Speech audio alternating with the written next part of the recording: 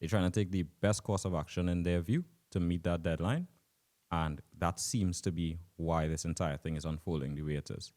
But this deadline, then, when you say they're trying to meet a deadline, like, so to be part of to hit that deadline, you have to ban cryptocurrency. You have to like what is the? I mean, do we know what governments are being asked to do? I have no clue. Yeah, it's a real good question, right? I mean, one we had to ask ourselves as well is like, okay, well, you want to meet the deadline? Cool, we understand.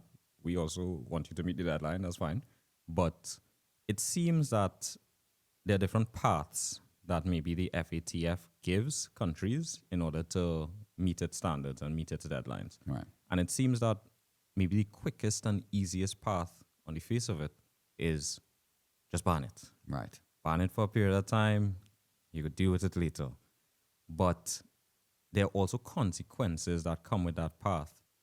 One of the consequences is you don't actually position yourself as progressive as it relates to still this global phenomenon, innovation wave of cryptocurrency that we are 17 years into right now.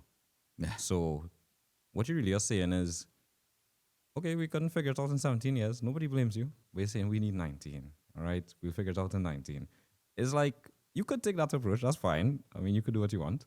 But it also comes with consequences, not just in terms of meeting FATF standards and that deadline, which is very important. We understand. Trinidad and Tobago wants to position itself as very financially capable, and I can imagine the new government coming in wants to maybe clean up a lot of what they perceive or what they see as things that should have been done in the past or whatever the case. Very understandable, you know.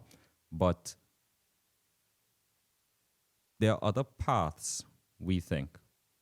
There are easier paths, simpler paths to actually not just do a blanket ban, but actually move in a more progressive direction towards actually beginning to regulate the industry.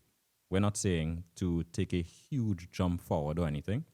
We're saying that actually there's been a lot of consultation in the past over the last couple of years between the different potential regulators, central bank, FIU, TTSEC. There's a lot of people in those organizations who've sat in conferences and like worked on draft bills and done all sorts of stuff regarding this industry and this space.